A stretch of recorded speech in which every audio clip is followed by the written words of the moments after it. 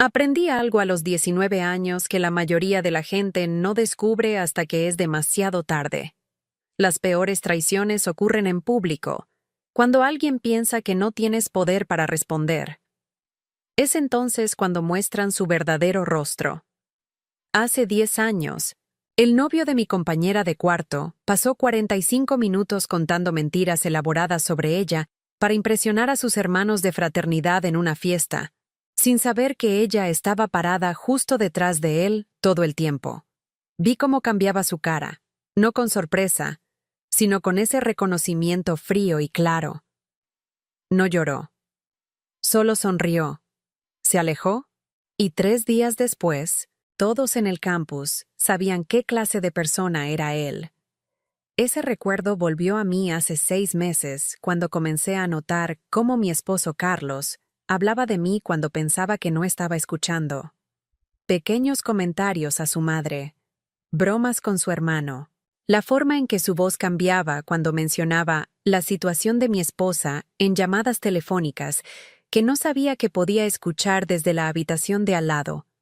Después del accidente automovilístico en enero que me dejó en silla de ruedas, temporalmente, dijeron los doctores, tal vez 8 a 12 meses de recuperación.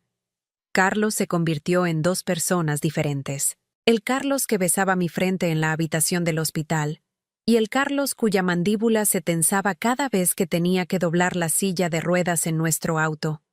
El esposo cariñoso que preguntaba si necesitaba algo, y el hombre irritado cuyos ojos se volvían fríos cuando realmente decía que sí. El accidente en sí es una nebulosa en mi memoria. Recuerdo el semáforo cambiando a verde. Recuerdo mirar a la izquierda y ver el autobús que no se detenía. Recuerdo el sonido, ese crujido de metal que se convirtió en la banda sonora de mis pesadillas durante semanas. Y luego nada, solo el despertar en una cama de hospital con luces fluorescentes cegándome, y Carlos sosteniendo mi mano tan fuerte que sus nudillos estaban blancos. «Estás aquí», había susurrado, con lágrimas corriendo por su cara. Pensé que te había perdido. En ese momento, creí que esas lágrimas eran por mí. Ahora me pregunto si ya estaban llorando por sí mismo, por la inconveniencia que su esposa lesionada representaría en su vida cuidadosamente ordenada. Los primeros días fueron los más difíciles. El dolor era constante, un fuego que vivía en mi columna vertebral y enviaba chispas por mis piernas cada vez que intentaba moverme. Los doctores usaban palabras como compresión y trauma de nervios y rehabilitación extensa. Dibujaron diagramas de mi columna vertebral, mostrándome dónde el impacto había comprimido las vértebras, explicando cómo los nervios necesitaban tiempo para sanar, para desinflamarse, para recordar cómo funcionar. ¿Caminaré de nuevo?, había preguntado al doctor Ramírez, mi neurocirujano. Me había mirado con esa expresión que los médicos practican, esa mezcla de honestidad y esperanza que nunca es completamente ninguna de las dos. La mayoría de los pacientes con tu tipo de lesión recuperan movilidad significativa, dijo. Pero tomará tiempo. 8 a 12 meses, posiblemente más. La terapia física será crítica. Tu actitud será crítica. Y necesitarás apoyo en casa. Alguien que pueda ayudarte con las tareas diarias mientras te recuperas. Carlos había asentido vigorosamente, apretando mi mano. Haré lo que sea necesario, había prometido. Estamos juntos en esto. Pero juntos en esto duró aproximadamente 3 semanas. 3 semanas fue todo el tiempo que tomó antes de que los suspiros comenzaran. Los ojos que se volvían al techo cuando le pedía ayuda. La rigidez en sus hombros cuando tenía que cargar la silla de ruedas por las escaleras de nuestro edificio, porque el elevador estaba roto otra vez. Así que diseñé una prueba. La fiesta anual de su empresa se acercaba en marzo, la gran celebración que hacían en ese lugar costoso en Polanco. 300 personas, barra libre, el director general dando discursos. Carlos había sido ascendido a director regional 4 meses antes, un puesto para el que yo le había ayudado a prepararse, pasando 47 noches revisando sus presentaciones, entrenándolo en prácticas de discursos, llamando a favores de mi propia red para conseguirle presentaciones. Recuerdo esas noches vívidamente. Yo sentada en nuestro sofá con mi computadora portátil, tomando notas mientras él practicaba frente a nuestro espejo de cuerpo completo. Más fuerte en el cierre, le decía. Establece contacto visual cuando hables sobre las proyecciones del tercer trimestre. Sonríe cuando menciones al equipo.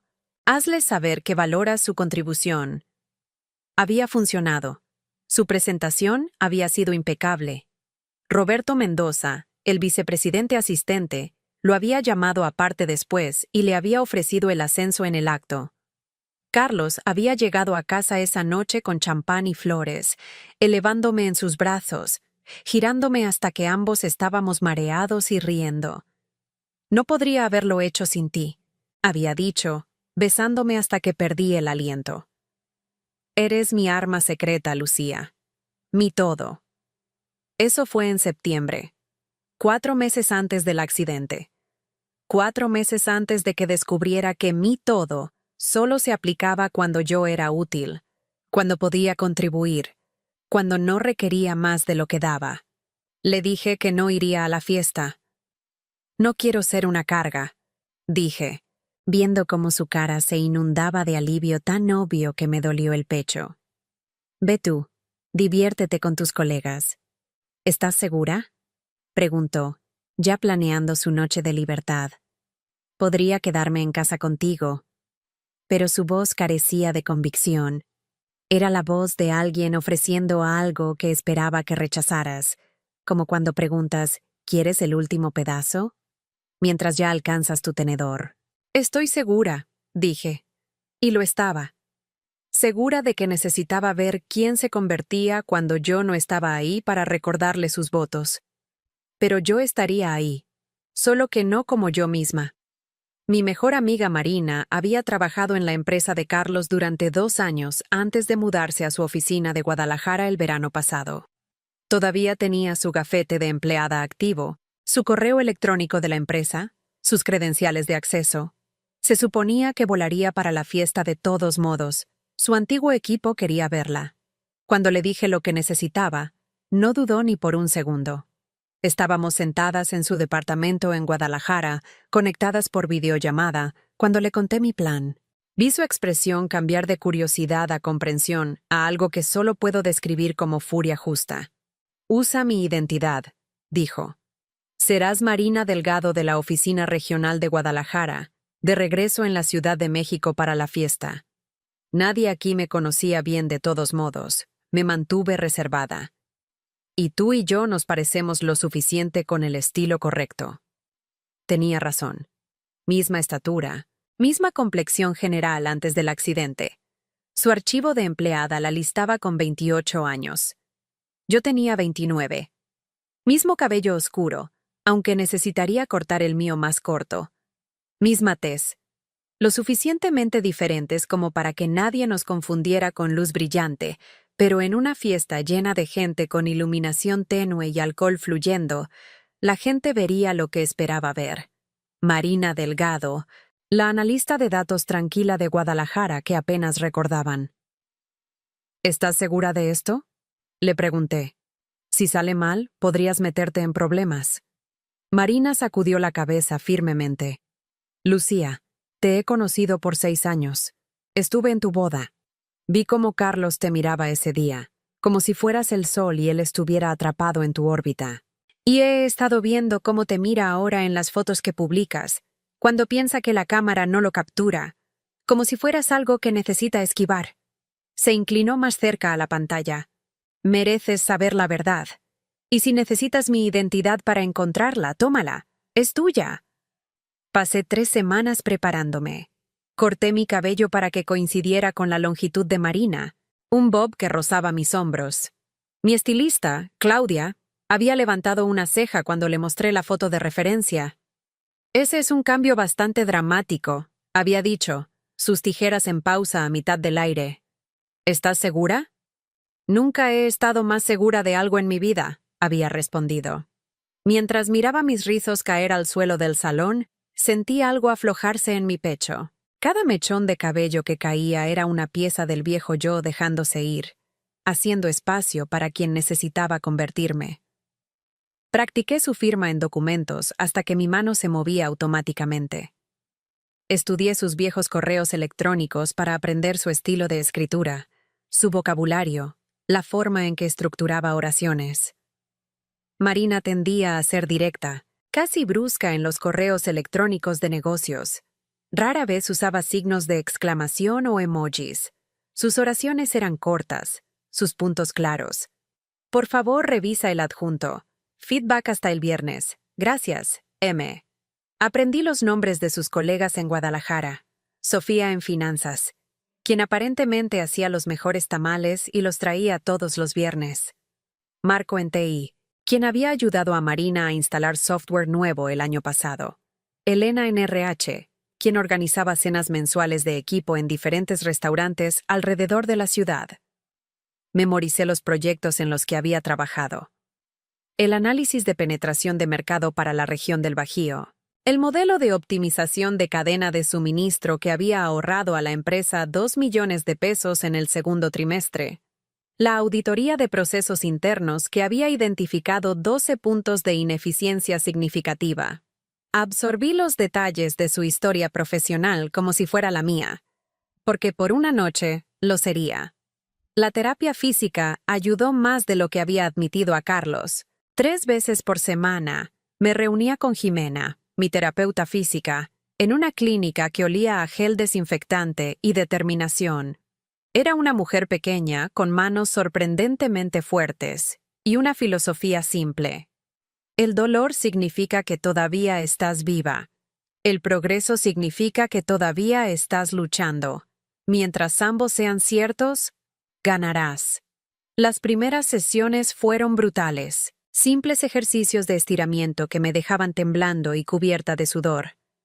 Intentar transferirme de la silla a una mesa de tratamiento y casi caerme.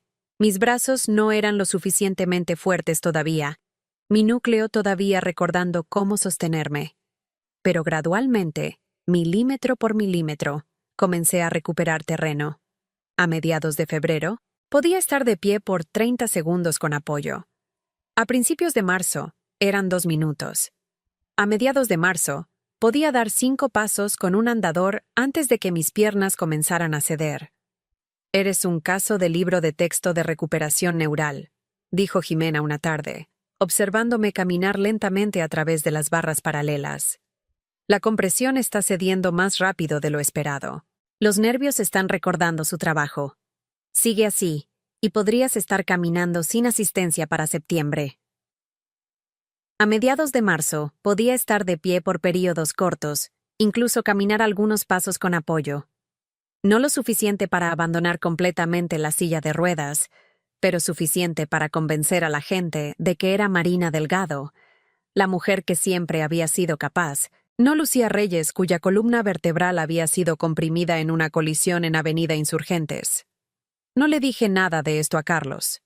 Cuando preguntaba sobre terapia, lo cual hacía cada vez menos frecuentemente, le daba respuestas vagas. Igual, decía. Progreso lento. Dejé que creyera que estaba estancada, que la silla de ruedas era mi realidad permanente en lugar de mi condición temporal. Porque si iba a hacer esto, si iba a aparecer en esa fiesta como alguien más, necesitaba que Carlos estuviera completamente desprevenido. Necesitaba que se sintiera seguro, protegido por su suposición de que yo estaba en casa, indefensa, exactamente donde él me había dejado. Marina me dio su gafete de empleada, su computadora portátil de la empresa, incluso su distintiva pulsera de plata que algunas personas podrían recordar. Era una pieza hermosa, plata oxidada con incrustaciones de turquesa, comprada en un mercado en Oaxaca durante un viaje de negocios hace 2 años. Nunca me la quito cuando estoy en eventos de la empresa, explicó Marina mientras me la ponía. Es mi cosa, mi firma. La gente la asocia conmigo. Haz que se arrepienta, dijo cuando me entregó todo, sus ojos oscuros intensos en los míos a través de la pantalla de video. Haz que sienta cada gramo de vergüenza que se ha ganado. La fiesta estaba programada para el 22 de marzo a las 7 de la noche. Pasé el día preparándome con la meticulosidad de un soldado antes de la batalla. Me duché temprano, usando el jabón sin perfume de Marina en lugar de mi lavanda habitual. Me vestí con su ropa, unos pantalones negros de vestir y una blusa color burdeos que había enviado por mensajería la semana anterior. Me maquillé con una mano más ligera de lo habitual. Marina prefería un look natural, solo lo suficiente para pulir sin anunciar. Me puse la pulsera de plata, sintiendo su peso familiar no familiar contra mi muñeca. Me colgué su gafete de identificación alrededor del cuello. Revisé mi teléfono, que ahora tenía su información de contacto programada en la pantalla de bloqueo, en caso de que alguien mirara. Carlos se fue del departamento a las 6:15, dándome un beso rápido en la mejilla. ¿Estarás bien?, preguntó, ya con su mente en la fiesta, en su noche de libertad. Estaré bien, prometí. Y lo decía en serio, solo no de la manera que él pensaba.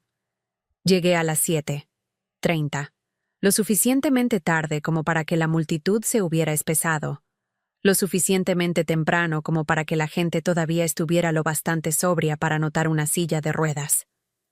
Había organizado que un conductor me dejara en la entrada del lugar.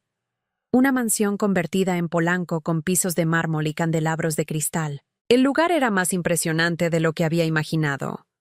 Los techos se arqueaban 3 pisos arriba, pintados con frescos de escenas coloniales.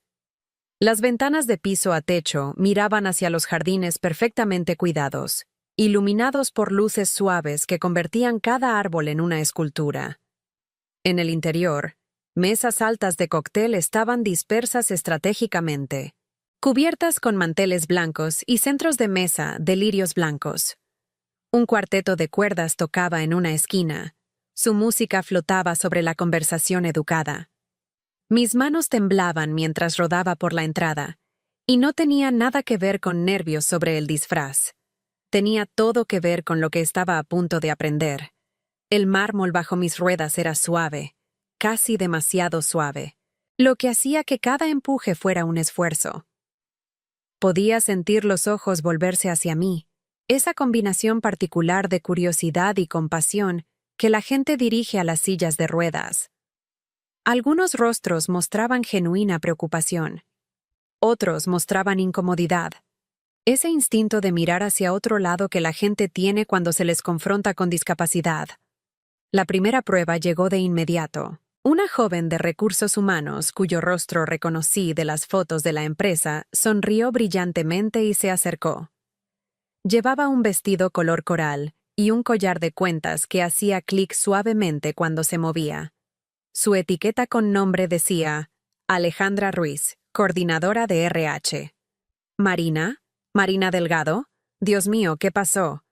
Su sorpresa parecía genuina, teñida con esa preocupación automática que las personas educadas despliegan como un reflejo social. Entregué la historia que Marina y yo habíamos ensayado. Accidente automovilístico hace 2 meses en Guadalajara. Un conductor ebrio se pasó un semáforo en rojo en Avenida Chapultepec. Me estoy recuperando. Debería estar caminando de nuevo para el verano. Los detalles eran específicos porque la especificidad vende autenticidad. La gente recuerda las generalidades vagas y sospecha de ellas, pero da una intersección específica, una fecha específica, una línea de tiempo específica, y el cerebro acepta la historia como verdad. «Qué terrible», dijo Alejandra, su simpatía automática y genuina. «Me alegra mucho que pudieras venir esta noche de todos modos. Déjame ayudarte a conseguir una bebida». Lo decía en serio. Realmente ayudó, empujando mi silla de ruedas hasta el bar, asegurándose de que tuviera un camino despejado, preguntando qué quería. ¿Vino blanco? ¿Tinto? ¿O tal vez algo más fuerte? Dios sabe que después de un accidente automovilístico, merecerías algo más fuerte. Bah. Pedí vino blanco, simple, seguro. Algo que podía sostener, pero no necesariamente beber mucho. Necesitaba mantener mi cabeza completamente clara. ¿Sabes qué es extraño? La bondad de los extraños resalta la crueldad de las personas que se supone que te aman. Esta mujer apenas conocía a Marina, pero me trató con más consideración de la que mi propio esposo había mostrado en semanas. Me consiguió una bebida. Me preguntó si necesitaba algo más. Movió una silla de una mesa para que tuviera espacio para rodar. Me presentó a 2 personas de su departamento, asegurándose de que no estuviera sola y navegando la habitación. Cuando finalmente se disculpó para saludar a otras personas, me encontré con una mirada clara de la habitación. Y ahí estaba Carlos. Localicé a Carlos al otro lado de la sala, riendo con un grupo de colegas cerca de las ventanas del piso al techo que daban a las luces de la ciudad. Llevaba el traje azul marino que le había ayudado a elegir, el que decíamos que hacía que sus hombros se vieran más anchos, su postura más poderosa. La corbata de seda que le había regalado para su cumpleaños, color azul medianoche con pequeños hilos plateados que atrapaban la luz. Se veía feliz, relajado, libre. Se veía como un hombre sin problemas, sin una esposa lesionada en casa, sin complicaciones enredando su vida perfectamente ordenada. Rodé más cerca, manteniéndome en los bordes de las conversaciones, presentándome como Marina a personas que vagamente recordaban el nombre. La identidad prestada se mantuvo perfectamente. Era solo otra cara en la multitud, lo suficientemente olvidable como para que nadie mirara demasiado de cerca. Marina, ¿verdad? ¿De Guadalajara? Un hombre mayor de contabilidad asentía mientras hablaba, como si sus propias palabras necesitaran confirmación. Trabajaste en ese proyecto de optimización de cadena de suministro. Buen trabajo ese. Nos ahorró un paquete. Gracias, respondía, usando el tono directo de Marina, nada efusivo, solo reconociendo el cumplido y siguiendo adelante. ¿Qué te trae de vuelta a la Ciudad de México? Aparte de la fiesta, por supuesto. Sus ojos bajaron a la silla de ruedas, pero tuvo la gracia de no preguntar directamente. El accidente fue en Guadalajara, ofrecí. Pero mi familia está aquí. Pensé que sería bueno reconectar, ver caras viejas. La oficina de Guadalajara ha sido solidaria, pero extrañaba esto. Hice un gesto general a la habitación, a la energía de la ciudad que Guadalajara, por hermosa que fuera, no bastante igualaba. Conversamos por unos minutos más antes de que se disculpara para saludar a alguien más. Y así fue durante la siguiente hora. Navegué la habitación como Marina, coleccionando fragmentos de conversaciones, presentándome, siendo educada y profesional, y completamente invisible de todas las formas que importaban. Fue entonces cuando lo escuché por primera vez. Me había posicionado cerca de una mesa de cóctel alta, donde Carlos estaba con otros 3 directores regionales y su vicepresidente asistente, Roberto Mendoza. Estaban discutiendo planes de fin de semana, tiempo de vacaciones, la pequeña charla profesional habitual que sucede en estos eventos. Roberto era un hombre corpulento a finales de sus 40, con cabello peinado hacia atrás y una risa que sonaba como grava cayendo en un barril. Tenía esa manera particular de hablar de los ejecutivos de alto nivel, cada palabra medida pero casualizada, como si el poder fuera tan natural que no necesitaba ser actuado. Entonces Roberto dijo: «Carlos, deberías venir con nosotros a Cancún en mayo. 4 días, resort todo incluido, pesca en alta mar. Te encantaría». La cara de Carlos se iluminó de una manera que no había visto en meses. Pura alegría sin complicaciones, sin las sombras que parecían vivir detrás de sus ojos cuando estaba en casa conmigo. «Hombre, me encantaría eso, pero no puedo. Lucía, mi esposa, está en silla de ruedas ahora. No puedo simplemente dejarla sola por 4 días». La forma en que dijo, en silla de ruedas ahora, no recuperándose de un accidente, no lesionada temporalmente, solo reducida a un dispositivo médico, una carga, un ancla que le impedía vivir su vida. Mis dedos se apretaron alrededor del tallo de mi copa de vino tan fuerte que me sorprendió que no se rompiera. Roberto hizo un ruido comprensivo, ese murmullo grave que los hombres usan cuando reconocen el sufrimiento de otro hombre. «Qué duro, hermano». ¿Cuánto tiempo va a estar así?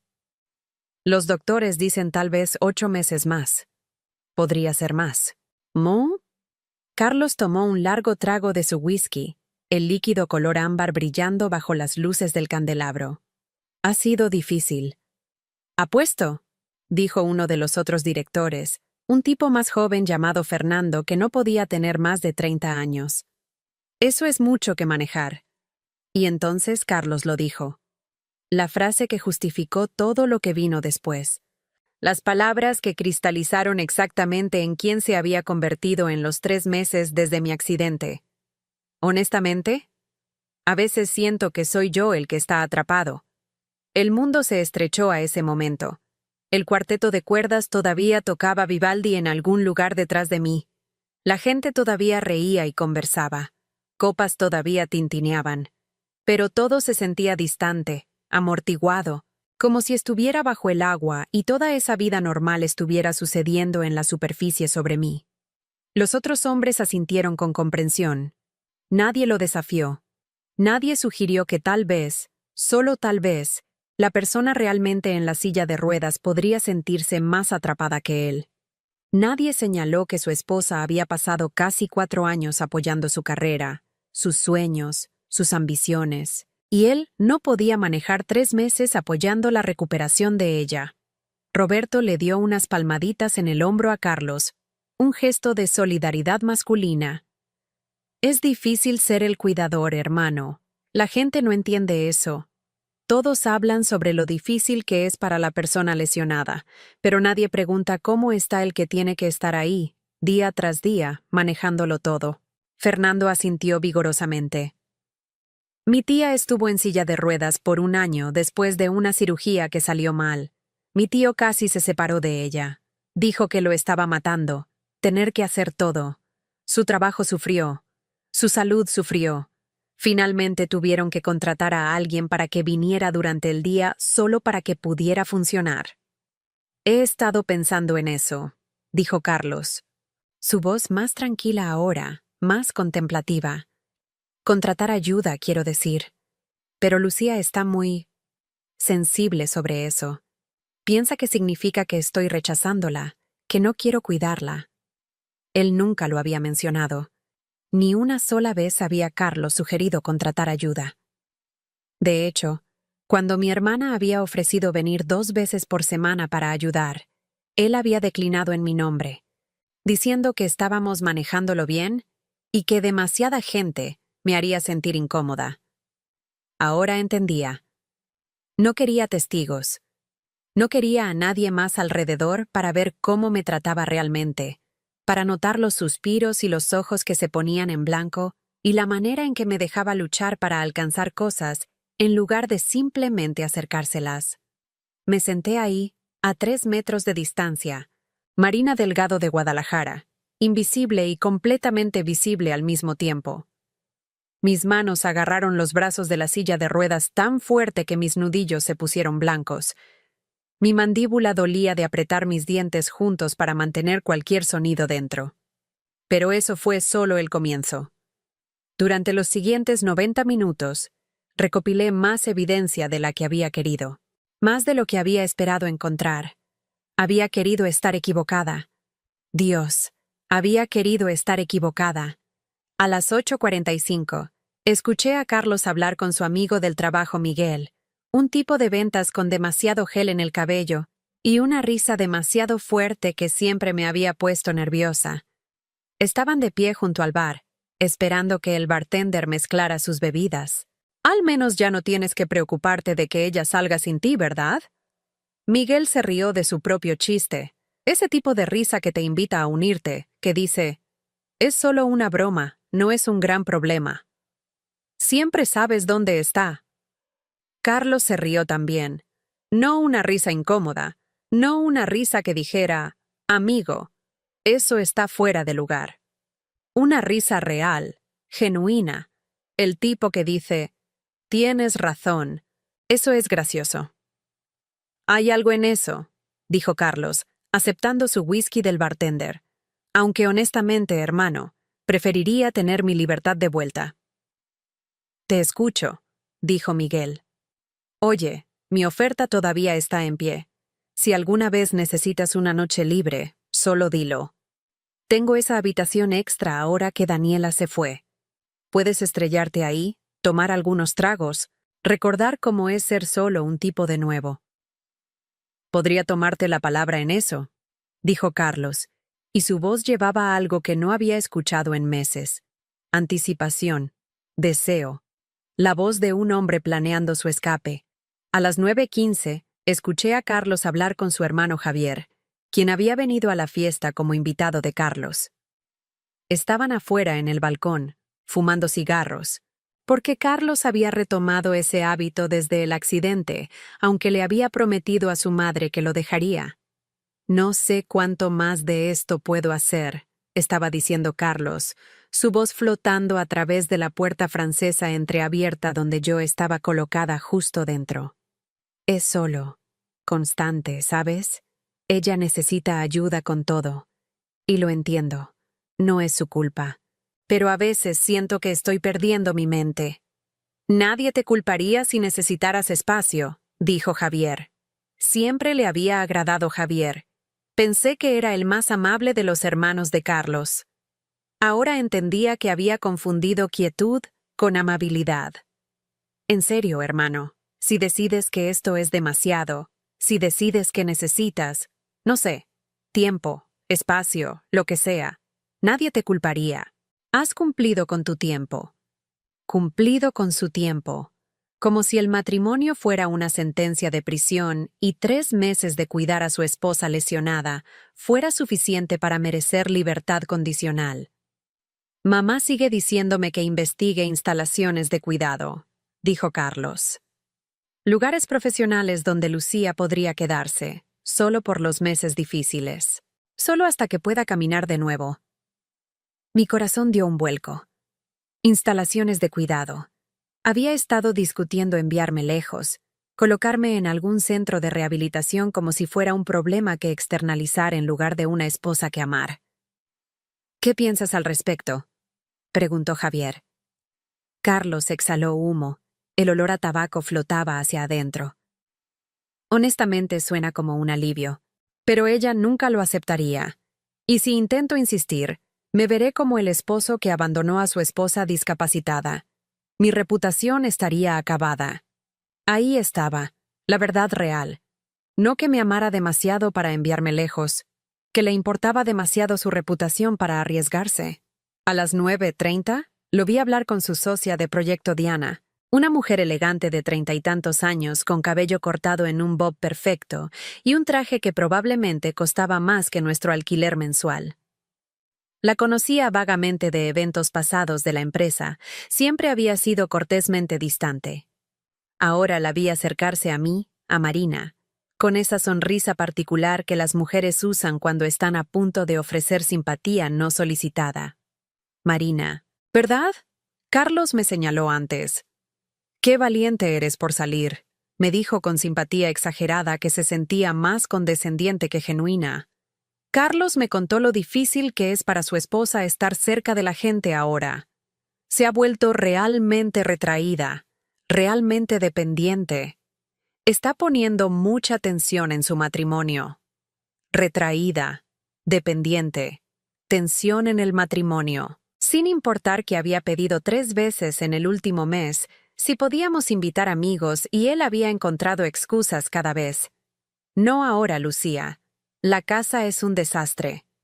No ahora, Lucía. Estás demasiado cansada. No ahora, Lucía.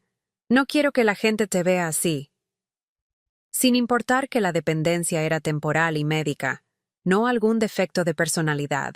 Sin importar que la tensión en nuestro matrimonio venía de su resentimiento, no de mi silla de ruedas. Gracias, logré decir a Diana, manteniendo la voz plana de Marina, sin emoción. Eso es muy comprensivo de tu parte. Carlos es realmente un santo por quedarse, continuó Diana, inclinándose como si estuviéramos compartiendo un secreto. Entre tú y yo, muchos hombres ya se habrían ido, especialmente alguien en su posición, con su carrera despegando así. Pero él se queda, día tras día, sacrificando tanto. Es admirable. Realmente lo es. Quería gritarle. Quería sacudir a esta mujer y hacerle ver que Carlos no era un santo, era un actor. Y todos ustedes son su audiencia dispuesta. Pero eso vendría. Todo vendría. De hecho, dije cuidadosamente, encuentro que la verdadera medida del carácter de una persona sale cuando piensan que nadie importante está mirando. Diana parpadeó, sin estar segura de si acababa de ser insultada. Supongo que eso es cierto, dijo lentamente. Luego se disculpó, repentinamente incómoda. Habían construido toda una narrativa, Carlos y sus aliados. Pobre Carlos, atrapado con su esposa discapacitada. Pobre Carlos, sacrificando su libertad. Pobre Carlos, cuya vida había sido tan injustamente interrumpida.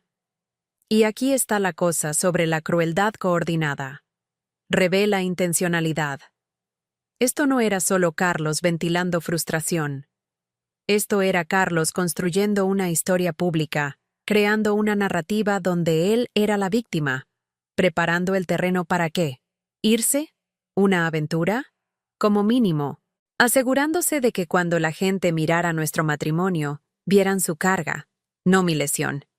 La alianza tenía miembros.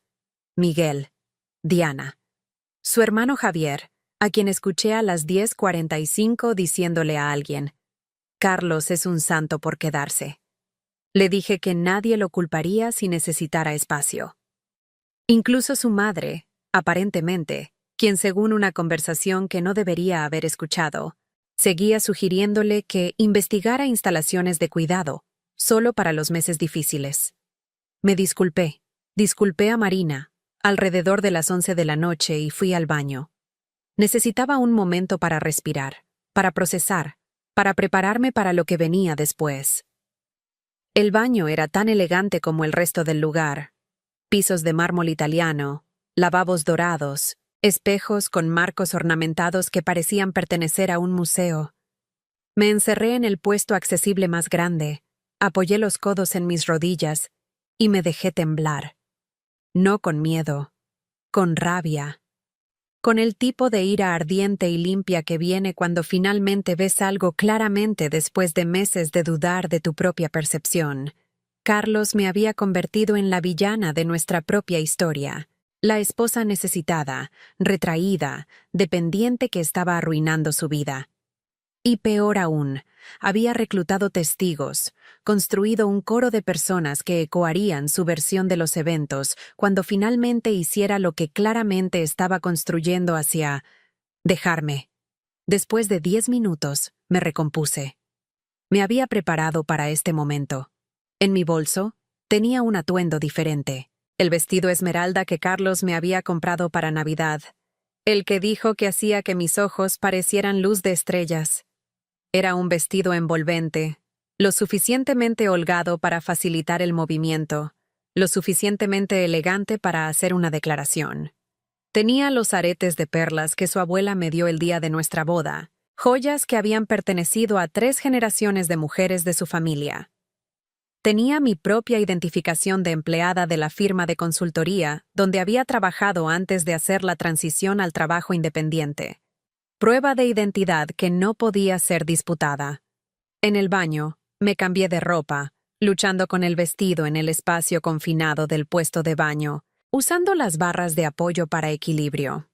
Arreglé mi maquillaje. Añadí más color a mis labios, más definición a mis ojos.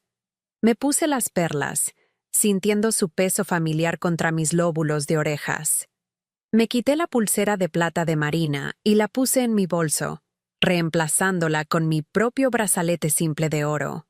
Cuando me miré en el espejo del baño, apenas me reconocí, no por los cambios físicos, sino por lo que mostraba en mis ojos. Ese mismo reconocimiento frío y claro que mi compañera de cuarto había usado hace 10 años. La mirada de alguien que había encontrado la verdad y sabía exactamente qué hacer con ella. Regresé rodando a la fiesta a las 11:20. La sala se había vuelto más ruidosa, más ebria, más descuidada. Las conversaciones educadas habían dado paso a risas más fuertes, Gestos más expansivos, el volumen general que viene cuando el alcohol ha relajado las inhibiciones sociales.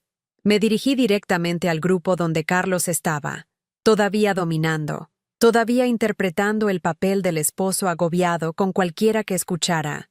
Estaba contando una historia sobre algo, sus manos gesticulando ampliamente, los hombres alrededor de él riendo en todos los lugares apropiados. Me vio desde 5 metros de distancia. Vi la sangre drenarse de su cara. Vi su piel volverse del color de ceniza, casi gris bajo las luces del candelabro. Vi su boca abrirse y cerrarse sin sonido. Un pez fuera del agua, luchando por respirar, por procesar lo que no debería ser posible. Su esposa, la que había dejado segura en casa, la que estaba en silla de ruedas, dependiente, necesitada, la que se había vuelto demasiado retraída para eventos sociales, repentinamente presente en la fiesta donde había pasado 4 horas, diciéndole a todos lo atrapado que se sentía. Rodé directamente hacia el grupo, mi columna vertebral recta, mi cabeza alta. El vestido esmeralda susurraba contra las ruedas de la silla. Las perlas de su abuela atrapaban la luz con cada movimiento de mi cabeza. Roberto me vio primero, su expresión confundida. «Disculpe, ¿nos conocemos?» «Todavía no», dije. Mi voz salió diferente de lo que había sido toda la noche. Más fuerte, más clara. La voz de alguien que había dejado de disculparse por existir. «Soy Lucía Reyes, la esposa de Carlos». El silencio se extendió como vino derramado, manchando todo lo que tocaba.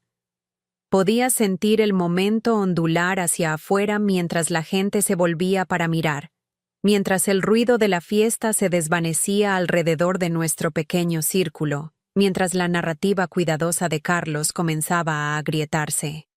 Incluso el cuarteto de cuerdas pareció pausar, aunque probablemente eso fue mi imaginación. Pero juro que el mundo entero se contuvo el aliento. «Lucía», Carlos logró decir, su voz estrangulada, apenas audible. «¿Qué estás haciendo aquí? ¿Cómo pudiste? ¿Cómo llegué aquí?» Terminé por él. Conduje. Bueno, alguien me condujo, de la misma manera que Marina Delgado de Guadalajara llegó aquí más temprano esta noche. ¿Recuerdas a Marina, verdad? La presentaste a Roberto alrededor de las 9. Vi el entendimiento golpearlo como una ola física. Vi sus ojos abrirse, su cara enrojecerse, de ceniza a rojo en segundos, como si toda la sangre que había drenado estuviera inundando de regreso con venganza. Lo vi darse cuenta de que Marina era yo, que había estado aquí toda la noche, que había escuchado todo. Cada palabra, cada queja, cada construcción de su narrativa de víctima. «Verás, Roberto», continué, volteándome hacia el jefe de Carlos, quien estaba mirando entre Carlos y yo, como si estuviera tratando de resolver un rompecabezas particularmente complicado. «Tengo algo que compartir. Carlos te dijo que su esposa tenía suerte de tener su apoyo, que ha estado manejando su discapacidad muy bien. Quería que supieras cómo se ve realmente ese apoyo». Saqué mi teléfono. Durante los últimos 3 meses, había documentado todo con la precisión de alguien que solía analizar datos corporativos para ganarse la vida. Tenía grabaciones de Carlos, quejándose en llamadas telefónicas, sobre cómo mi silla de ruedas arruinaba la estética de nuestra casa. Capturas de pantalla de mensajes de texto a su hermano llamándome peso muerto. Fotos de los folletos de vacaciones que había estado investigando. Resorts todo incluido, tours de aventura, viajes diseñados para personas capaces, con búsquedas de reserva fechadas para los meses exactos cuando todavía estaría recuperándome. Pero no necesitaba mostrar nada de eso, porque la directora general de la empresa, Patricia Domínguez, había estado parada detrás de nuestro grupo durante los últimos 3 minutos y había escuchado suficiente. «Carlos», dijo Patricia, su voz cortando a través del caos con la precisión de un bisturí, «creo que necesitamos hablar. En privado. Ahora». Ella era una mujer a finales de los 50, con cabello plateado que llevaba sin disculpas y un traje azul pizarra que hablaba de poder tranquilo. La había visto solo en fotos antes, la CEO legendaria que había llevado a la empresa de 15 empleados a más de 1000 en 10 años. Pero no había terminado. ¿Quieres saber la cosa hermosa sobre las identidades prestadas? Aprendes exactamente lo que la gente piensa cuando creen que no puedes escucharlos. Miré a Carlos, a su cara de pánico, a sus ojos desesperados buscando un escape que no existía, y le cité sus propias palabras, las que había dicho a las 8:30 mientras yo estaba sentada invisible a 3 metros de distancia. A veces siento que soy yo el que está atrapado. Eso es lo que le dijiste a Roberto y Fernando cuando hablaban sobre el viaje a Cancún. Mientras yo estaba sentada ahí mismo en una silla de ruedas, dijiste que eras tú el que se sentía atrapado. Su cara se derrumbó. Todo el bravado, toda la actuación, todo el barniz cuidadosamente mantenido simplemente se desmoronó. Lucía, no quise decir. Sí lo quisiste decir, dije. Esa es la cosa sobre las palabras, Carlos. Cuando las dices pensando que nadie importante está escuchando, es cuando son más verdaderas. Miguel, parado a la izquierda de Carlos, se había puesto pálido. Miró a su alrededor como si estuviera buscando una salida. Una manera de retroceder en el tiempo, y no reírse de ese chiste sobre cómo al menos Carlos sabía dónde estaba su esposa ahora. Diana, quien me había llamado retraída y dependiente, de repente encontró sus zapatos fascinantes. Sus mejillas estaban rojas, no con vergüenza, pero con esa consciente humillación de ser capturada en algo. Javier, el hermano que había sugerido que Carlos merecía espacio, retrocedió lentamente, leyendo la sala, calculando su propia salida. Patricia Domínguez dio un paso adelante, su presencia comandando atención sin esfuerzo. Señora Reyes, le debo una disculpa en nombre de esta empresa. Si alguno de nuestros empleados contribuyó a esta situación, quiero escuchar al respecto, directamente de usted. Mañana, en mi oficina, si está dispuesta. Su voz era firme pero amable. El tipo de tono que te dice que esta mujer había navegado 1000 crisis corporativas, y esta era solo otra que manejaría con gracia y determinación. Se volvió hacia Carlos. En cuanto a ti, estaremos revisando si tu comportamiento se alinea con los valores de nuestra empresa. Burlarte de la condición médica de tu esposa en un evento de la empresa. ¿Crear un ambiente hostil donde este tipo de conversación se ve como aceptable? Eso no es quienes somos. Pero aquí está la cosa sobre la dependencia. Solo es visible en una dirección hasta que de repente no lo es. Carlos había pasado 3 meses diciéndole a todos lo dependiente que me había vuelto de él. Pero durante los siguientes 10 minutos, mientras la gente se me acercaba con genuina preocupación y disculpas, mientras Roberto apartaba a Carlos con una cara como trueno, mientras Diana y Miguel desaparecían silenciosamente de la fiesta, la dependencia real se volvió obvia. Alejandra de RH apareció con un vaso de agua y una servilleta con bocadillos, asegurándose de que estuviera bien. 2 mujeres de marketing que nunca había conocido vinieron a disculparse por no haberme reconocido antes, por no haberme hecho sentir más bienvenida. Un hombre mayor de legal, quien resultó ser el mentor de Roberto, se sentó conmigo por 10 minutos y solo escuchó mientras hablaba, sin ofrecer nada excepto su presencia y su atención. Carlos me necesitaba de maneras que había olvidado contar. Yo había sido la que manejaba nuestras finanzas del hogar. Había sobregrado su cuenta personal 2 veces en el último mes sin mi supervisión. Yo había sido la que mantenía relaciones con su familia. Su madre me había llamado 4 veces preguntando por qué Carlos parecía tan distante últimamente, y él no había devuelto ninguna de sus llamadas. Yo había sido la que lo conectó en la mitad de sus conexiones profesionales, incluyendo la presentación a Patricia Domínguez que había llevado a su ascenso. La noche de su gran presentación, la que lo consiguió la promoción, había sido yo quien había notado que Roberto Mendoza estaría en la audiencia. Había sido yo quien había investigado los intereses profesionales de Roberto. Había descubierto que había escrito su tesis de MBA sobre optimización de cadena de suministro. Había sido yo quien había sugerido que Carlos trabajara en 2 diapositivas específicas sobre eficiencias de cadena de suministro, sabiendo que captarían la atención de Roberto. Y había funcionado. Roberto se había acercado después, intrigado, queriendo saber más. Había llevado a 1 hora de conversación sobre logística y optimización de procesos. Y 2 semanas después, Carlos tenía su ascenso. Él nunca le había dicho a nadie eso. Nunca había mencionado que su esposa había orquestado estratégicamente su momento de carrera más importante. ¿Por qué lo haría? Era más fácil ser el tipo autoformado, el prodigio natural que impresionaba con puro talento. ¿Pensaba que estaba atrapado? Estaba a punto de aprender lo que la libertad realmente costaba.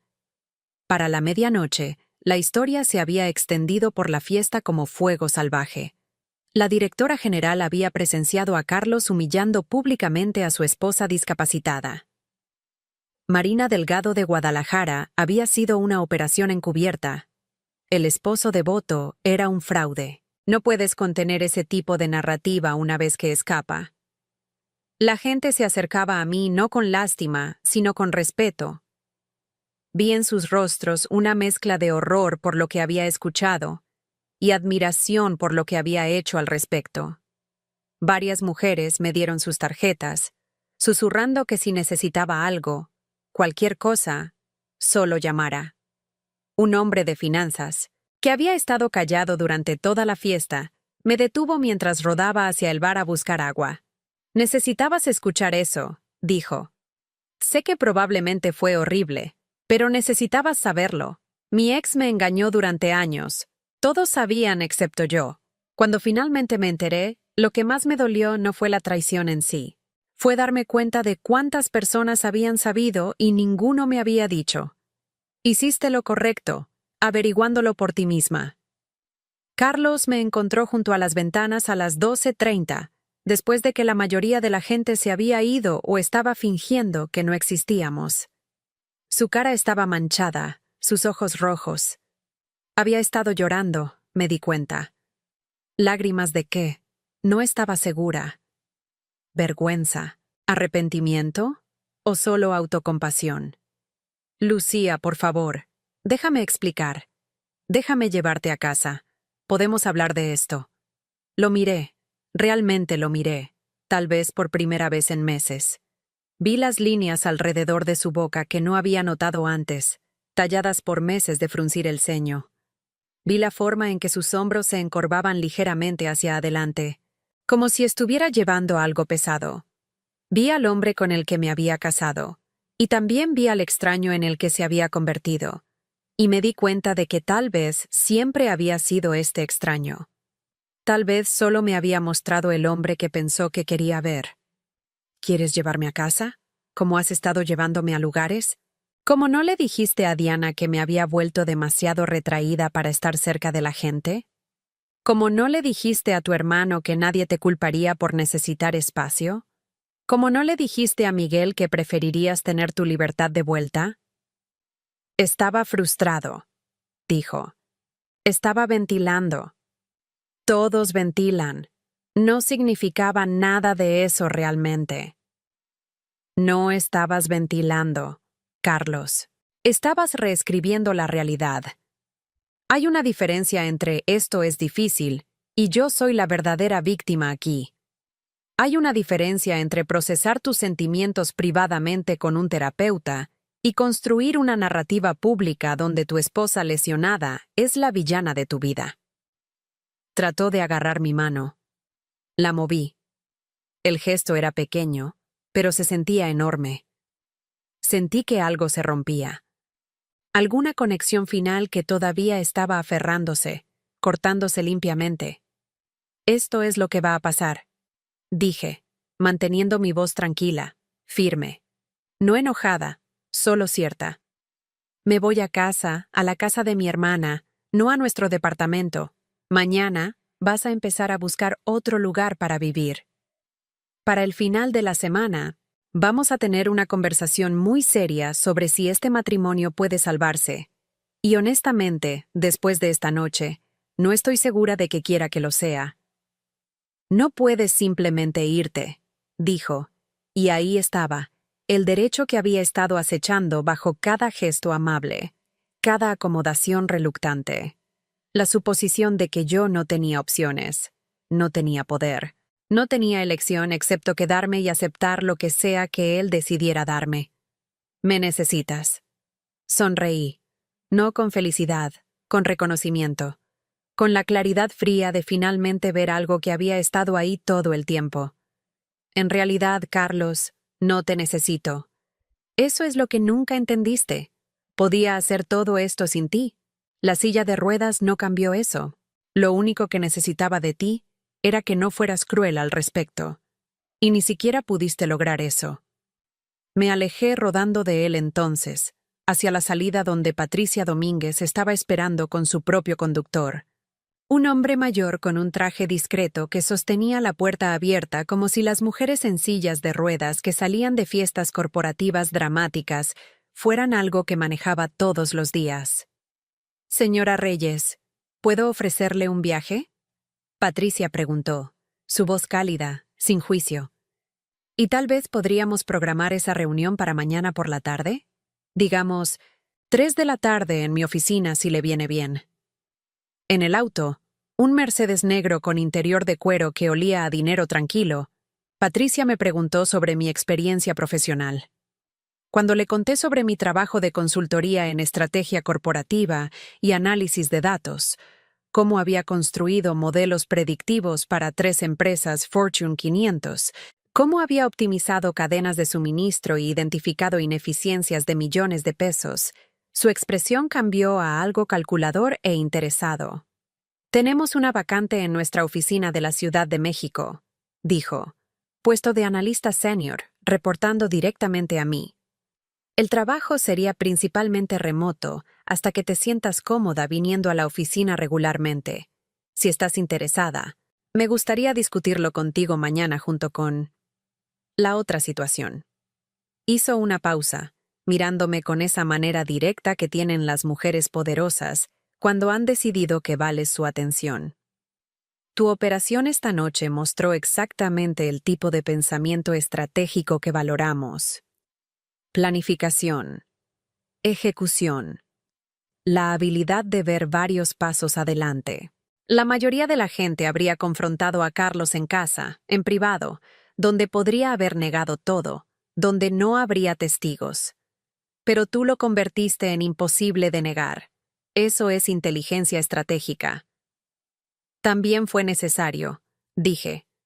«No me habrías creído si solo hubiera venido a ti con acusaciones, pero hacerlo donde todos pudieran ver, donde no hubiera manera de reescribir lo que pasó». «Ah, exactamente», dijo Patricia. «Entiendes cómo funcionan las narrativas corporativas, cómo el poder funciona. Eso es raro y valioso». El conductor me dejó en la casa de mi hermana Ana, quien había estado esperando despierta, ansiosamente esperando escuchar cómo había salido todo. Cuando le conté, cuando describí cada momento, ella lloró. «No por mí», dijo, «sino por el alivio de saber que finalmente veía a Carlos claramente». «He querido decirte», admitió. «Hace semanas, cuando vine a visitarte y Carlos no estaba, lo escuché en el teléfono con tu madre, diciendo cosas horribles sobre cómo estaba siendo tan demandante, cómo no podía hacer nada bien. Y quería decirte, pero pensé, ¿qué pasa si me equivoqué? ¿Qué pasa si estás solo estresado? No quería plantar semillas de duda en tu matrimonio». «No habrías estado plantando semillas», le dije. «Solo estarías regando las que ya estaban ahí». Carlos pasó la siguiente semana tratando de disculparse, tratando de explicar, tratando de convencerme de que podía cambiar. Apareció en la casa de Ana 3 veces antes de que amenazara con llamar a la policía. Me enviaba mensajes de texto cada hora, párrafos largos de disculpas y promesas. Me enviaba flores que Ana ponía directamente en el bote de basura. Pero aquí está la cosa sobre alguien mostrándote su verdadero rostro. No puedes dejar de verlo. Cada promesa sonaba hueca comparada con esa frase. A veces siento que soy yo el que está atrapado. Su trayectoria se volvió clara bastante rápido. Roberto lo degradó de director regional de vuelta a líder de equipo 2 días después de la fiesta. No despedido, pero el mensaje fue enviado. Necesitamos asegurarnos de que estás demostrando los valores de liderazgo que esperamos, dijo Roberto en una reunión que Carlos pensó era privada, pero que 2 personas en el cubículo vecino escucharon y reportaron de vuelta a la red de chismes de la oficina. Su hermano Javier, quien había sido tan solidario con Carlos necesitando espacio, de repente comenzó a evitar sus llamadas una vez que la palabra corrió sobre lo que realmente había pasado. Su madre me llamó, llorando, disculpándose por haberle sugerido que me pusiera en una instalación de cuidado. No sabía que lo estaba considerando realmente. Sollozó. Pensé que estaba solo ventilando frustración. No pensé que mi hijo podría realmente. Diana y Miguel se transfirieron a diferentes equipos dentro de la empresa. Su alianza con Carlos de repente una responsabilidad. La gente los había visto riendo con él. Habían escuchado sus comentarios. En una cultura corporativa que de repente se preocupaba mucho por la óptica de sensibilidad a la discapacidad, estar asociado con Carlos era veneno. ¿Y Carlos mismo? Se mudó a un departamento tipo estudio en La Condesa. Comenzó terapia por insistencia de su madre, y comenzó el largo proceso de entender que la simpatía por tu propia situación no excusa la crueldad hacia la de alguien más. Si realmente aprende esa lección, o solo aprende a ocultar mejor su resentimiento, esa ya no es mi historia para contar. En cuanto a mí, tomé el trabajo que Patricia ofreció. El salario era 30% más alto que lo que había estado ganando como consultora independiente, con beneficios que incluían cobertura de salud que realmente cubría mi terapia física sin pelear con la empresa de seguros durante semanas.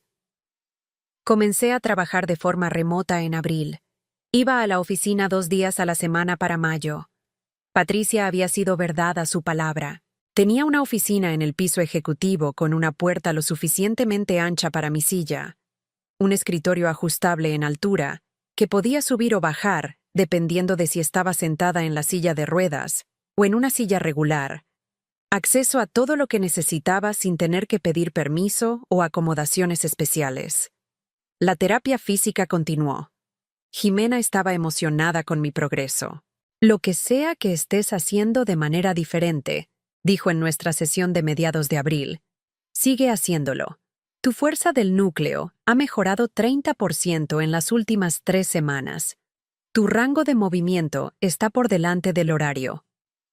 Me fui de mi matrimonio, le dije. Resulta que la mayor carga que estaba cargando no era mi lesión. Para junio, estaba usando un andador en lugar de la silla de ruedas para distancias cortas. Para agosto, estaba caminando sin asistencia, aunque mantenía la silla de ruedas para distancias largas y días de mal dolor. El cuerpo es extraño de esa manera. Los doctores habían dicho 8 a 12 meses. Regresé la movilidad completa en 7. Jimena dijo que tenía algo que ver con la forma en que los nervios sanaron, cómo la inflamación retrocedió más rápido de lo esperado. Pero yo sabía la verdad. Estaba sanando más rápido porque finalmente estaba en un ambiente donde no era tratada como rota. Pero aquí está lo que realmente gané. Aprendí que el verdadero carácter de las personas se muestra no cuando las cosas son fáciles, sino cuando son inconvenientes. Aprendí que la peor prisión no es una silla de ruedas o una lesión, es estar encadenada a alguien que ve tu sufrimiento como su carga. Aprendí que a veces lo más valiente que puedes hacer es aparecer donde no te esperan y hacer que la gente enfrente la verdad que han estado negando. Y aprendí que la revelación más poderosa no es quitarse un disfraz, es mostrarle a alguien que nunca los necesitaste tanto como ellos necesitaban que tú los necesitaras. Carlos pensó que estaba atrapado por mi silla de ruedas. Nunca se dio cuenta de que estaba atrapado por su propia crueldad. Y esa era una prisión de su propia creación, con paredes que había construido él mismo, un comentario resentido a la vez. El divorcio se finalizó en enero, casi exactamente un año después del accidente que cambió todo. Entré a esa sala del tribunal con mis propios 2 pies, sin silla de ruedas, sin andador, sin asistencia requerida. Llevaba un traje gris que Patricia me había ayudado a elegir, profesional y poderoso, el tipo de atuendo que dice, «Esta mujer no necesita tu lástima». Carlos se sentó frente a mí, viéndose de alguna manera más pequeño, disminuido no por ninguna acción que yo hubiera tomado, sino por la consecuencia natural de sus elecciones alcanzándolo. Su abogado hizo movimientos débiles sobre división de propiedad, pero no tenía mucha posición. Habíamos estado casados menos de 5 años. Nuestros activos eran mínimos. Yo estaba ganando más que él ahora. El juez revisó los documentos. Preguntó si había alguna disputa. Ninguno de nosotros habló. ¿Qué había que decir? El matrimonio estaba muerto. Había estado muerto desde el momento en que Carlos dijo, «A veces siento que soy yo el que está atrapado». Esto era solo el papeleo. «Divorcio concedido», dijo el juez, firmando los papeles con una floritura eficiente. 12 minutos desde que entramos a la sala hasta que salimos como extraños legales. 4 años de matrimonio, disueltos en menos tiempo de lo que toma cocinar arroz. A veces la gente pregunta si me arrepiento de la operación en la fiesta, si desearía haberlo confrontado en privado en lugar de públicamente. Pero aquí está la verdad. La crueldad privada demanda responsabilidad pública. Él había hecho un espectáculo de mi sufrimiento. Convirtió mi lesión en entretenimiento para sus colegas, construyó su narrativa de víctima de la manera más pública posible. El ajuste de cuentas tenía que igualar el crimen. Y además, pienso en mi compañera de cuarto de la universidad a veces, la que se paró detrás de su novio mientras él mentía sobre ella a sus amigos. Me dijo más tarde que la mejor venganza no fue lo que le hizo a él, fue que nunca perdió otro minuto preguntándose si había estado equivocada sobre su carácter. Ella sabía. Y saber significaba que podía seguir adelante sin duda, sin preguntas persistentes, sin ¿y sí? Eso es lo que la fiesta me dio. No venganza, aunque se sintió satisfactorio en el momento, sino certeza. El conocimiento absoluto de que irme no era renunciar a algo que podía ser salvado, era escapar de algo que ya había muerto, solo que yo no había visto el cadáver todavía. Todavía trabajo en la antigua empresa de Carlos, ahora ascendida a directora de operaciones estratégicas. A veces veo a Roberto en los pasillos, y siempre asiente con respeto. Nunca menciona esa noche, pero puedo ver en sus ojos que la recuerda, que cambió cómo ve el carácter, cómo evalúa a las personas bajo su liderazgo. Patricia Domínguez se convirtió en una mentora, alguien que entendió que la fuerza viene en diferentes formas, y que cómo tratas a las personas cuando son vulnerables te dice todo sobre quién realmente eres. Almorzamos 2 veces al mes, discutiendo estrategia de negocios y política de oficina y vida. Me contó sobre su propio divorcio hace 20 años, su propio momento de reconocimiento cuando se dio cuenta de que el hombre que había amado la veía como un accesorio de su éxito en lugar de una persona propia. Te ves a ti misma en la historia más joven, más herida de otra mujer, dijo sobre tacos una tarde de viernes. Y piensas, ojalá alguien me hubiera mostrado que estaba bien pelearme de vuelta.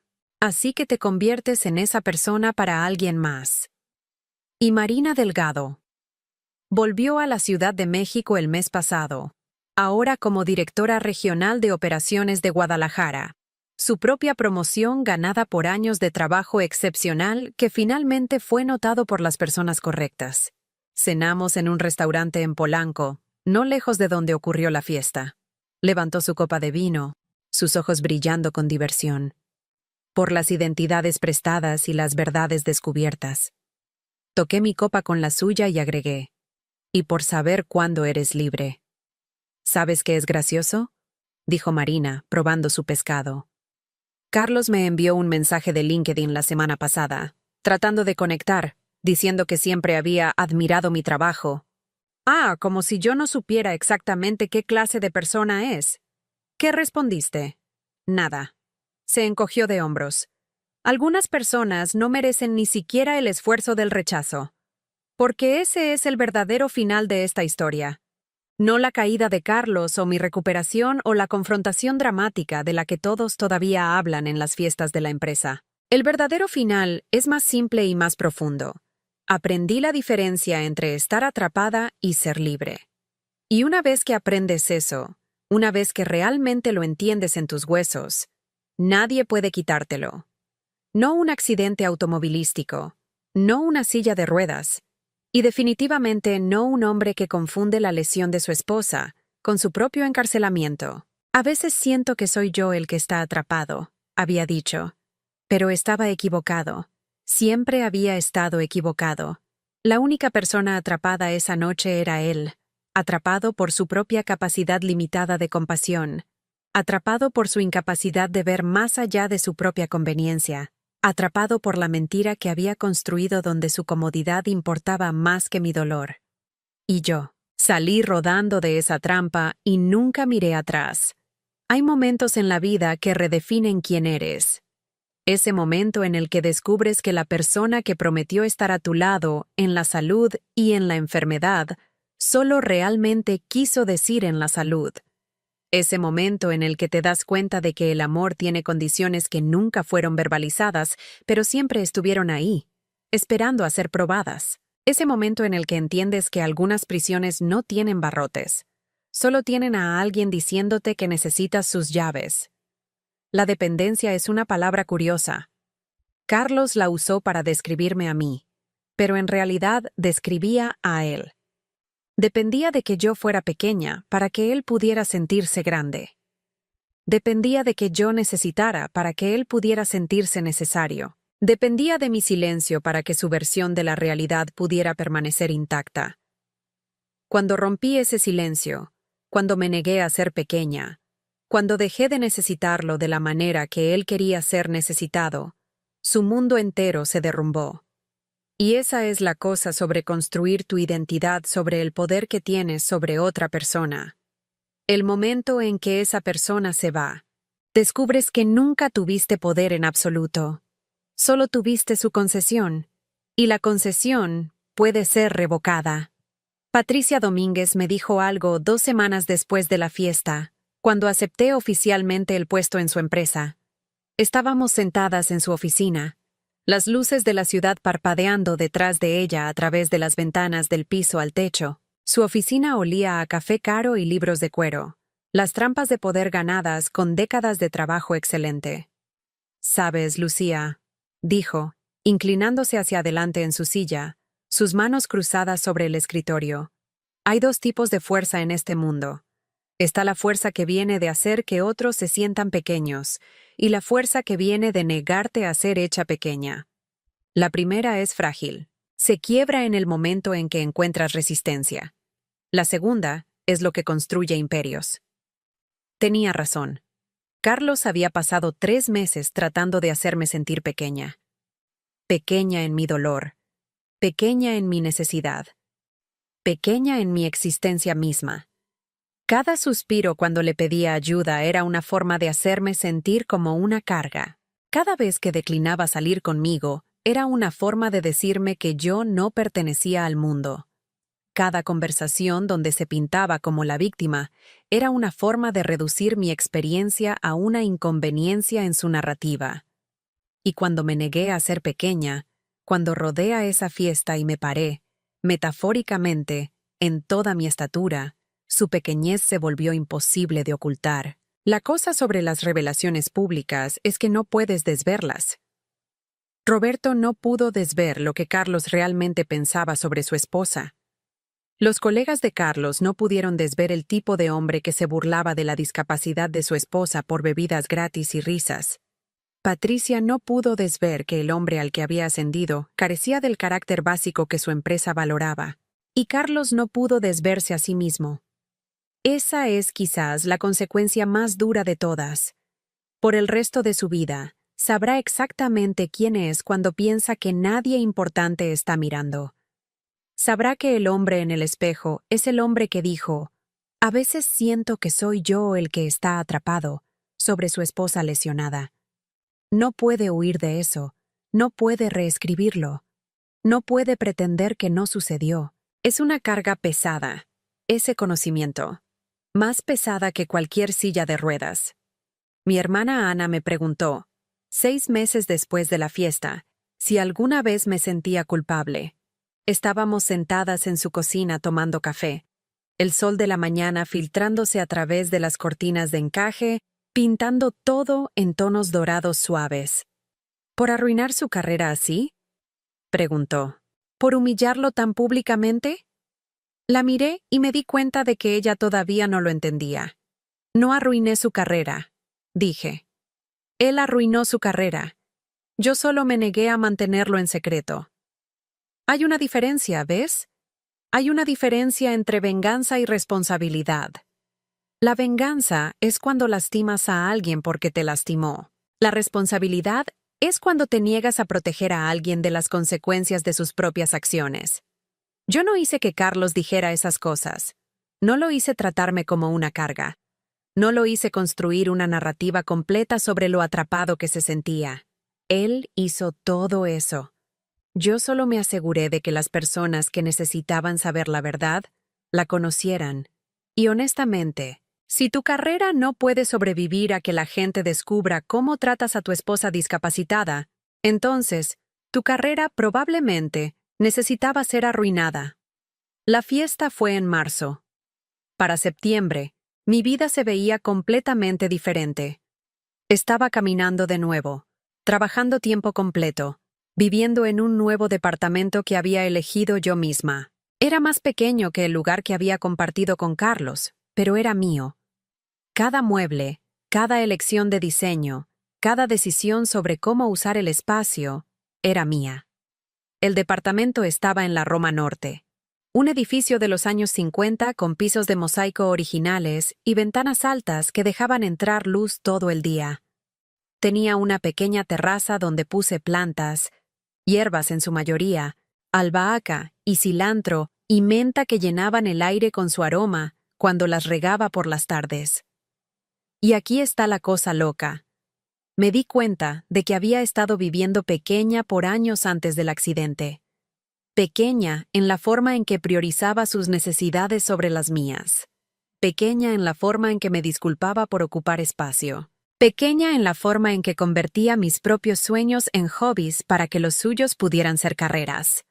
Cuando Carlos quería ir a esquiar con sus amigos, íbamos a esquiar aunque prefería ir a museos. Cuando Carlos quería comer tacos, comíamos tacos aunque había estado esperando todo el día por sushi. Cuando Carlos necesitaba silencio para trabajar, yo me volvía silenciosa, incluso cuando había querido practicar mi guitarra o llamar a mi madre. Pequeños compromisos, todos ellos. Razonables, incluso. El tipo de cosas que la gente llama relaciones. Pero agregadas a lo largo de 4 años, construyeron una vida donde mis preferencias eran negociables y las suyas eran absolutas. La silla de ruedas no me hizo pequeña, solo hizo visible la pequeñez que Carlos siempre había querido que aceptara. Pero una vez que ves algo, no puedes desverlo. Una vez que reconoces tu propia pequeñez, puedes elegir ser grande.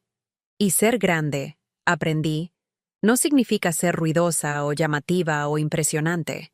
Significa simplemente negarte a ser menos de lo que eres para hacer que otra persona se sienta cómoda.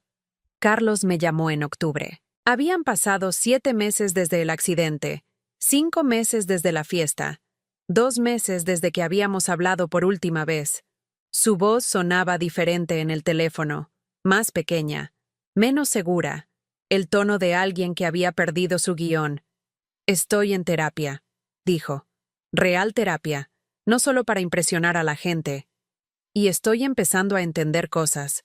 Sobre por qué hice lo que hice. Sobre cómo traté el accidente como algo que me pasó a mí en lugar de algo que te pasó a ti. Esperé. No lo rescaté del silencio incómodo. Eso era algo viejo, Lucía. Algo pequeño, Lucía. Nueva Lucía dejaba que la gente se sentara con su incomodidad. De todos modos, continuó, su voz quebrándose ligeramente. Solo quería que supieras eso. Y que lo siento. Realmente lo siento. Siento cada palabra que dije. Siento cómo te hice sentir. Siento que necesitaste convertirte en alguien más solo para escuchar la verdad. Está bien, dije. Y lo decía en serio. No está bien como en que lo perdonaba, sino está bien como en que lo había escuchado, que lo reconocía, que no estaba esperando que desapareciera. ¿Hay alguna posibilidad?, preguntó, su voz pequeña y esperanzada, como un niño pidiendo un favor que sabe que probablemente será rechazado, de que podamos intentarlo de nuevo algún día, cuando sea mejor. Pensé en ello. Pensé en el hombre que había sido esas primeras semanas en el hospital, el que besaba mi frente y sostenía mi mano como si soltarme significaría perderme para siempre.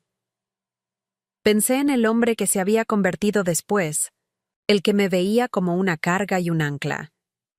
Pensé en quién podría llegar a ser si realmente hacía el trabajo, si realmente cambiaba, si realmente entendía que el problema no era mi silla de ruedas, sino su incapacidad de verme más allá de ella.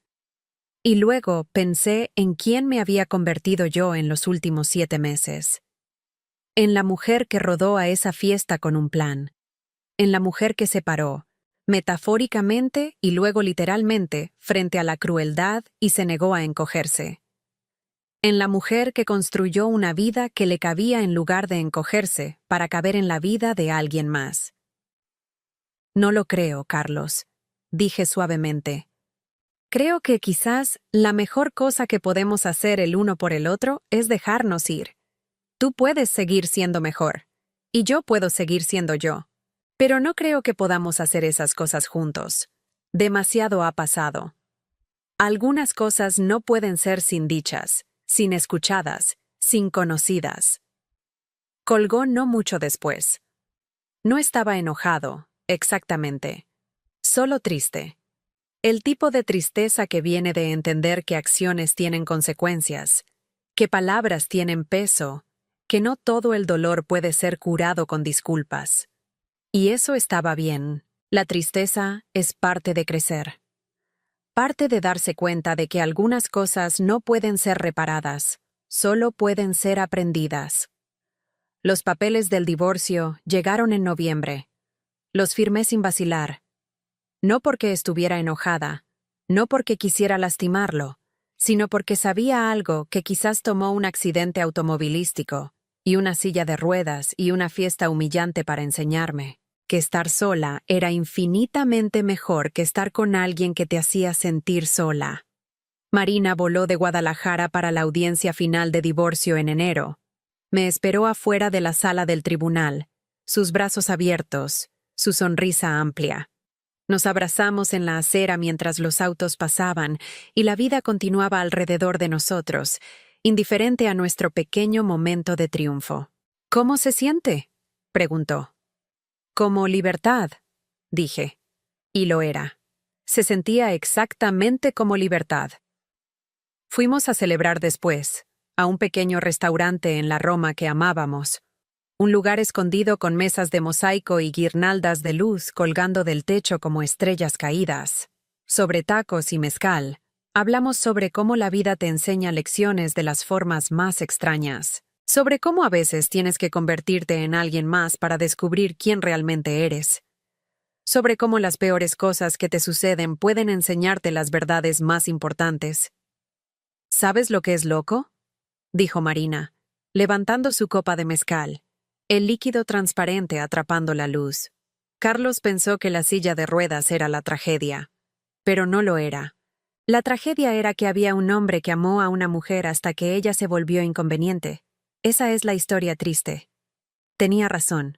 La silla de ruedas era solo una silla de ruedas, metal y ruedas y propósito práctico. La verdadera discapacidad era de Carlos, su incapacidad de amar sin condiciones, de quedarse sin resentimiento, de ver más allá de su propia incomodidad hacia el dolor de alguien más. Esa noche, rodando de regreso a mi departamento, las calles de la Ciudad de México estaban tranquilas y suaves bajo mis ruedas. Había comenzado a caminar de nuevo regularmente, pero todavía usaba la silla a veces, cuando estaba cansada, o cuando las distancias eran largas, o cuando mi espalda necesitaba el descanso. Descubrí que ya no tenía vergüenza al respecto. La silla era una herramienta, no una identidad. Me ayudaba a llegar a donde necesitaba ir. Nada más y nada menos. Algunos días caminaba. Algunos días rodaba. Algunos días usaba mi andador. Lo que mi cuerpo necesitara ese día, eso era lo que usaba. Sin disculpas, sin explicaciones. Y aquí está la cosa sobre llegar a donde necesitas ir. A veces el camino más directo no es una línea recta. A veces tienes que hacer un desvío a través de una fiesta de empresa bajo una identidad prestada. A veces tienes que rodar directamente hacia la cosa que temes para descubrir que es más pequeña de lo que pensabas. A veces tienes que pararte frente a tu mayor miedo, tu peor traición, tu humillación más profunda, y decir no. Tú no. Carlos pensó que el poder estaba en sus manos. Pensó que porque podía caminar y yo no podía. Porque podía irse y yo estaba atada a dispositivos médicos. Porque podía contar su versión y yo estaba demasiado agotada para luchar, tenía el control. Pero el poder nunca estuvo ahí. El poder estaba en elegir aparecer, elegir escuchar, elegir actuar, elegir irme. Todas las elecciones eran mías, y siempre lo habían sido. Solo necesitaba recordar cómo elegir por mí misma. Esa noche, en mi departamento, me paré frente al espejo. Mis propias piernas sosteniéndome de nuevo sin ayuda, sin asistencia, sin apoyo. Miré a la mujer reflejada ahí, las líneas en su cara que no habían estado ahí hace un año. No líneas de edad, sino líneas de experiencia. La fuerza en sus ojos que era nueva. El conocimiento en su sonrisa que había sido ganado con tanto esfuerzo. «Hola», le dije a mi reflejo. «Hola tú. Sobrevivimos». Y por primera vez en mucho tiempo, la mujer que me miró de vuelta me gustó. Realmente, verdaderamente me gustó. Esa es la cosa sobre sobrevivir a tus peores miedos. Descubres que hay una versión de ti al otro lado que es más fuerte de lo que jamás imaginaste. No porque el dolor te hizo más fuerte. Esa es una mentira que la gente dice para hacer que el sufrimiento se sienta útil, sino porque elegir sobrevivir, elegir luchar, elegir pararte incluso cuando todo en tu vida dice que deberías quedarte abajo. Esas elecciones revelan fuerza que ya estaba ahí, solo esperando a ser necesitada. Carlos me llamó una última vez, tarde una noche en febrero. Podía escuchar el ruido de un bar detrás de él, música y risas, la banda sonora de alguien tratando de olvidar. Había estado bebiendo, podía oírlo en su voz. «Te extraño», dijo. «Extraño a la chica con la que me casé». Y aquí está lo que entendí en ese momento. Él no me extrañaba a mí. Extrañaba a la versión de mí que era pequeña, que necesitaba, que hacía que él se sintiera necesario. Extrañaba a la mujer que cedía en argumentos, que priorizaba sus sueños, que ocupaba solo el espacio que él le permitía. Esa mujer se había ido. Había rodado fuera de su vida en una silla de ruedas y nunca había mirado atrás. «Yo también extraño a esa chica», le dije. «Pero ella no regresa, y creo que eso está bien». Colgué el teléfono, bloqueé su número. Cerré ese capítulo no con enojo, sino con finalidad. La forma en que cierras un libro que has terminado de leer. La historia terminó. Aprendiste lo que necesitabas aprender. Ahora es tiempo de encontrar una nueva historia. La cosa sobre los finales es que también son comienzos. El final de mi matrimonio fue el comienzo de saber que podía confiar en mí misma de nuevo. El final de Pequeño Lucía fue el comienzo de Grande Lucía. El final de necesitar a alguien que me hiciera sentir completa fue el comienzo de descubrir que ya estaba completa. Había estado completa todo el tiempo. La silla de ruedas, como resultó, no fue la tragedia que Carlos pensó que era. Fue una revelación. Reveló quién estaba dispuesto a quedarse cuando las cosas se ponían difíciles. Reveló qué tipo de amor era condicional y qué tipo era real. Reveló que la fuerza no viene de nunca caer, sino de levantarse, una y otra vez, sin importar quién te esté mirando. Y reveló esto, que a veces la cosa más valiente que puedes hacer es aparecer donde no se supone que estés, decir lo que no se supone que digas, ser quien no se supone que seas, y pararte en tu verdad incluso especialmente cuando tiembla el suelo bajo tus pies. Porque aquí está el secreto que nadie te dice. No son tus piernas las que te hacen capaz de pararte. Es tu negativa a permanecer abajo. Y eso no puede ser quitado por ningún accidente, ninguna lesión, ninguna silla de ruedas, ningún esposo cruel. Esa es tu elección. Siempre ha sido tu elección. Y yo elegí pararme. La vida tiene una forma curiosa de enseñarte lo que necesitas saber, exactamente cuando necesitas saberlo. Los estudios sobre crecimiento postraumático indican que hasta 70% de personas que atraviesan eventos traumáticos reportan cambios positivos significativos en cómo ven el mundo, sus relaciones y su sentido de sí mismos. Pero aquí está la parte que los números no capturan. Ese crecimiento no viene del trauma mismo. Viene de la elección de no dejar que el trauma te defina. Viene de decidir que lo que te pasó es parte de tu historia, no la totalidad de ella. Viene de entender que puedes ser transformada por tus experiencias sin ser destruida por ellas. Mi accidente me puso en una silla de ruedas. El comportamiento de Carlos me mostró quién era él realmente. Pero ninguna de esas cosas me hizo quien soy ahora.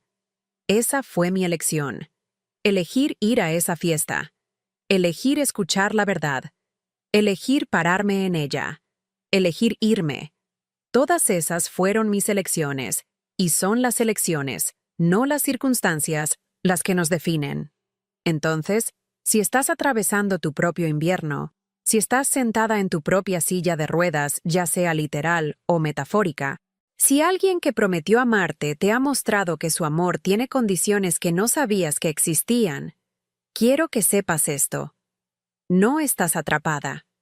Nunca estuviste atrapada. Tienes más poder del que crees, más fuerza de la que sabes, más opciones de las que puedes ver ahora mismo. Y cuando estés lista, cuando hayas reunido tu fuerza y tu valor y tu verdad, aparece. Aparece donde no te esperan. Aparece como quien realmente eres. Aparece y párate en tu verdad, y observa cómo el mundo se reorganiza a su alrededor. Porque esa es tu operación. No de disfraz, sino de revelación. No de engaño, sino de verdad. No de debilidad, sino del tipo de fuerza que hace temblar edificios y derrumba narrativas y reconstruye vidas desde cero. Esa es la fuerza que tienes. Solo tienes que elegir usarla. Antes de irme, quiero saber de ti. ¿Te gustó esta historia? Dale me gusta si sí. Déjame un comentario diciéndome qué pensaste, qué habrías hecho tú en mi lugar, o comparte tu propia historia de pararte por ti misma. Suscríbete si aún no lo has hecho porque tengo más historias como esta para compartir. Historias sobre personas que encontraron su fuerza en los lugares más improbables. Y dime, ¿desde dónde estás viendo esto y qué hora es ahí? Me encanta saber dónde está mi comunidad en el mundo. Y cuando termines aquí, no te vayas todavía. Hay otra historia en la pantalla ahora mismo que creo que vas a querer ver.